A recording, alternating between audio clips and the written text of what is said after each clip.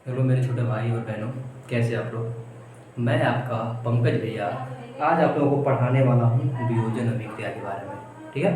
क्या देखो, मैंने अगली वीडियो में आप लोगों को रासायनिक अभिक्रिया, ठीक है, उत्क्रमणी, अनुक्रमणी, ठीक है, भौतिक परिवर्तन, रासायनिक परिवर्तन, संयोजन अभिक्रिया के बारे में बता दिया हुआ था। ठीक है। आज हम इस क्लास के माध्यम से डिस्कस करेंगे कि वियोजन अभिक्रिया क्या होती है, वियोजन अभिक्रिया के प्रकार क्या होते हैं। ठीक है। वियोजन अभिक्रिया में मतलब कैसे कैसे क्या रिएक्शन होते हैं, किस किस चीज़ की उपस्थिति में होते हैं। ठीक है। हम इसके बारे में तुम ध्यान से, इत्मीनान से, ठीक है, पढ़ेंगे और तुम लोग एकदम ध्यान से देखना इस वीडियो को, तब तुमको समझ में आएगा। एक बात तुम लोग ध्यान देना कि कुछ बच्चे ऐसे होते हैं जो जो एकदम पढ़े नहीं होते, वो डरते हैं, सोचते हैं यार एग्ज़ाम में मैं तो 10 में आ गया, मैं फेल हो जाऊंगा। कुछ बच्चे नहीं पढ़ के आए होते हैं कि थोड़ा बहुत पढ़े होते हैं और सोचते हैं कि नहीं यार मैं ये पढ़ लूँगा तो मैं पास हो जाऊँगा।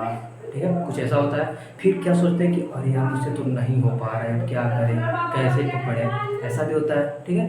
मतलब हर एक बच्चे की अलग अलग सोच होती है। वो सोचता है कि मैं पढ़ लूँगा, ठीक है, मैं पास हो जाऊँगा, मैं नहीं पढ़ पाऊँगा। ठीक है। चलो ठीक है, तो छोड़ो उन सब चीज़ों को। आओ अब तुम लोग को बता रहा हूँ, इस चीज़ को अच्छे से तुम लोग ध्यान देना। ठीक है। ज़्यादा टेंशन तुम लोग मत लेना, क्योंकि ये बहुत हार्ड है नहीं, छोटी सी चीज़ें होती हैं। ठीक है। क्या छोटी सी चीज़ है, एकदम अच्छे से पढ़ोगे। ठीक है। अगर तुम लोग ध्यान से देखोगे ये चीज़ें तो बहुत छोटी हैं। क्या है, छोटी चीज़ें हैं, एकदम आराम से तुम लोग सीख लोगे। देखो, तो हमने अभी कहा वियोजन अभिक्रिया। क्या कहा? वियोजन अभिक्रिया। वियोजन अभिक्रिया। क्या कहा? वियोजन अभिक्रिया। ठीक है। तो इत्मीनान से देखना तुम लोग, इत्मीनान से जब तुम लोग देखोगे तो ये चीज़ समझ में आ जाएंगे। क्या हमारा हेडिंग है? वियोजन अभिक्रिया। तो वियोजन क्या होता है? अभिक्रिया के बारे में हमने बता दिया हुआ है कि जब दो एलिमेंट या दो उत्पाद आपस में क्रिया करके एक नए उत्पाद जब दो अभिकारक पदार्थ आपस में क्रिया करके एक नए उत्पाद का निर्माण करते हैं तो हम क्या कहते हैं? अभिक्रिया कहते हैं। ठीक है। कौन सी? रासायनिक अभिक्रिया कहते हैं। ठीक है। अब देखो यहाँ पे दिया वियोजन। वियोजन का मतलब क्या होता है? वियोजन का मतलब होता है टूटना। क्या होता है? टूटना। ठीक है। टूटना हो जाता है। अब देखो, तो हमने भी कहा कि वियोजन का मतलब हो जाता है टूटना। तो वियोजन में क्या क्या आएंगे? उसमें वियोजन आएगा, विद्युतीय वियोजन आएगा और प्रकाशीय वियोजन आएगा। क्या क्या आएगा? विद्युतीय, उष्मीय और प्रकाशीय। बात समझ में आ रही है? आओ एक एक पॉइंट को हम लोग नोट कर लेते हैं। यहाँ देखो, वियोजन का मतलब हमने बता दिया कि वियोजन का मतलब होता है टूटना। क्या होता है? टूटना। देखो, जब इस मार्कर को हम तोड़ेंगे, क्या करेंगे? तोड़ेंगे। जब तोड़ेंगे तो इस मार्कर पे बल लगेगा और ये मार्कर बल द्वारा टूटेगा। तो टूटेगा तो मतलब वियोजित हो रहा है। क्या हो रहा है? वियोजित हो रहा है, यानी एक पार्ट अलग हो रहा है, एक पार्ट अलग हो रहा है। तो क्या हो रहा है? वियोजित हो रहा है, यानी दूर जा रहा है। समझ में आ रही है? अब देखो यहाँ पे वियोजन अभिक्रिया के प्रकार, वियोजन अभिक्रिया के प्रकार, यहाँ एडिट कर लो, वियोजन अभिक्रिया के प्रकार, वियोजन अभिक्रिया के, वियोजन अभिक्रिया के प्रकार। ठीक है। वियोजन अभिक्रिया के प्रकार। तो वियोजन अभिक्रिया के मुख्यतः 3 प्रकार होते हैं। कितने होते हैं? मुख्यतः 3 प्रकार होते हैं। पहला क्या होता है? पहला हमारा होता है उष्मीय वियोजन। क्या होता है? उष्मीय। देखो क्या होता है? उष्मीय वियोजन। उष्मीय वियोजन। एक बात तुम लोग ध्यान देना कि हमारी राइटिंग पे तुम लोग मत देना। देखो राइटिंग बहुत बेकार है, राइटिंग बेकार है, लेकिन हम जो बोल रहे हैं उस पर तुम लोग ध्यान देना। जहाँ पे समझ में नहीं आएगा, जहाँ पे तुमको दिक्कत हो, कमेंट के माध्यम से तुम लोग बता देना। ठीक है। वहाँ पे सुधार कर लिया जाएगा। ठीक है। उसमें वियोजन का मतलब क्या होता है? वह रासायनिक अभिक्रिया जो उष्मा की उपस्थिति में या उष्मा देने पे टूट जाए। क्या हो जाए? उष्मा देने पे क्या हो जाए? टूट जाए।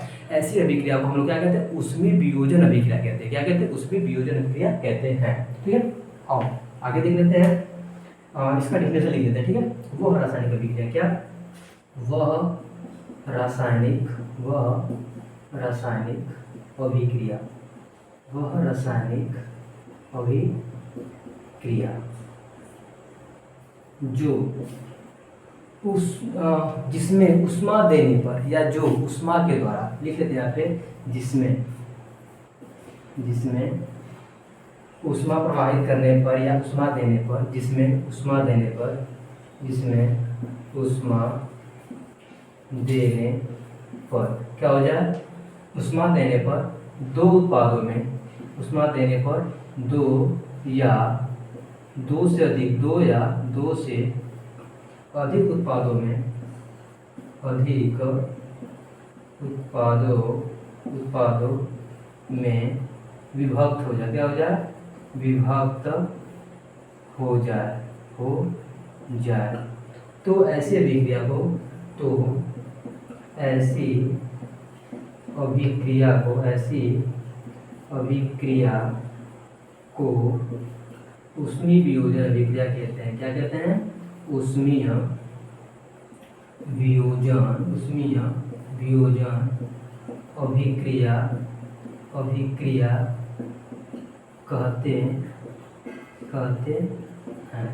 ठीक है, ध्यान देना, ऊष्मीय वियोजन किसे कहते हैं, वह रासायनिक अभिक्रिया जिसमें ऊष्मा देने पर क्या हो जाए, वो विभक्त हो जाए। तो ऐसी अभिक्रिया को हम लोग क्या कहते हैं, ऊष्मीय वियोजन अभिक्रिया कहते हैं। ठीक है, जैसे ये देखो, ये है, ठीक है, अगर हम इसमें ऊष्मा देंगे तो क्या हो जाएगा, टूट जाएगा। क्या होगा, जब टूट जाएगा तो हम लोग क्या कहेंगे इसे कि यह ऊष्मा के द्वारा टूटा हुआ है या वियोजित हुआ है, तो यानी यहाँ पे ऊष्मीय वियोजन अभिक्रिया हुई होगी। जैसे उदाहरण के तौर पे इसे हम मिटा देते थे यहाँ से, इसका एक एग्जाम्पल देख लेते हैं हम लोग। एग्जाम्पल देखो यहाँ से, एग्जाम्पल जैसे पोटेशियम क्लोराइड के ऊपर जब हम लोग ऊष्मा प्रवाहित करते हैं तो वो पोटेशियम और क्लोरीन में विभक्त हो जाता है। क्या होता है, जब हम लोग पोटेशियम क्लोराइड पे ऊष्मा प्रवाहित करते हैं तो वो पोटेशियम और क्लोरीन में क्या होता है, टूट जाता है। तो ऐसी अभिक्रिया को हम लोग क्या कहते हैं, ऊष्मीय वियोजन अभिक्रिया कहते हैं। यहाँ पे लिख देते हैं हम लोग, जब हम पोटेशियम क्लोराइड को,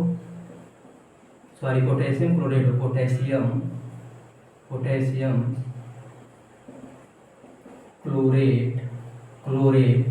पर, या पोटेशियम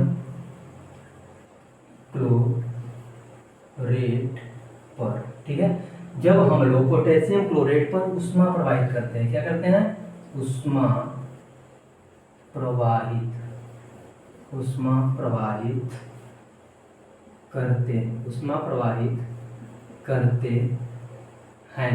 करते हैं तो वह पोटेशियम व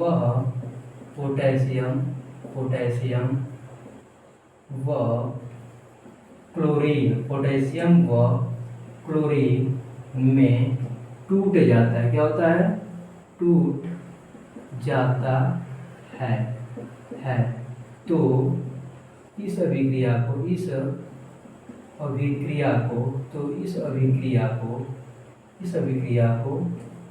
ऊष्मीय वियोजन, क्या, ऊष्मीय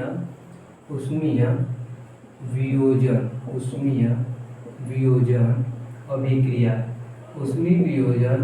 अभिक्रिया कहेंगे।